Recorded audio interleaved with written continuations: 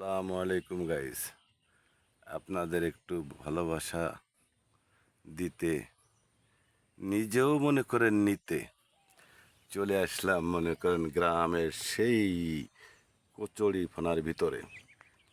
কচুরি ফোনা আপনাদের দেখাচ্ছি, শুধু কচুরি ফোনা দেখাবো না, দেখেন কোন জায়গা দিয়ে আসছি, কোথায় আসছি সম্পূর্ণ দেখাবো আপনাদের। এই যে কলা গাছ, দেশ গ্রামের দৃশ্য।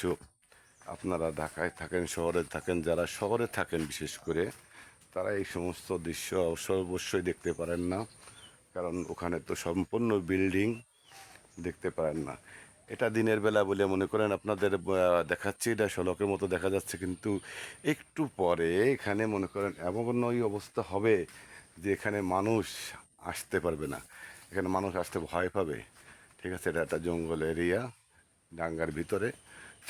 ঠিক আছে, ক্ষেতের ভিতরে এই এরিয়াটা। আসলে আমাদের এরিয়াটা খুবই সুন্দর, ঠিক আছে, কারণ গাছপালা ভরা, সবুজ শ্যামল, অনেক সুন্দর, অনেক সুন্দর, এক কথায় অনেক সুন্দর। দেখেন প্রতিটা গাছে কি সুন্দর কলা ঝুলে আছে, দেখলে মনে চায়, নিজেরই আমার মনে চাচ্ছে যে কাটি ছিঁড়ে ছিঁড়ে নিয়ে যাই, কিন্তু কি করব, পরের গাছ নিতে পারছি না। ঠিক আছে, আপনারা মনে করেন না, অবশ্য নিলে কেউ কিছু বলবে না, সবাই আত্মীয় স্বজন, কেউ কিছুই বলবে না, কিন্তু তারপরেও অনেক দিন পর গ্রামে আসছি তো সবাই আমাকে চিনে না, সবাই চেনে না, তাই এই দুঃসাহসটা করতেছি না। শুধু আপনাদেরকে একটু দেখাবার দুঃসাহস করছি, শুধু আপনাদের দেখাই। দেখেন প্রতিটা গাছে কলা, এই 1 কান 2 কান 3 কান 4 কান, প্রতিটা গাছে কলা। তো এই দৃশ্যটা, এই যে আমার এক ভাই চলে আসছে, ওনাকেও দেখাই আপনাদেরকে। এই যে জবেদ ভাই, কেমন আছো? এই তো ভালো, ভালো আছো? আল্লাহ ঠিক আছে, রাখছে ভালো। ভিডিও করতেছি।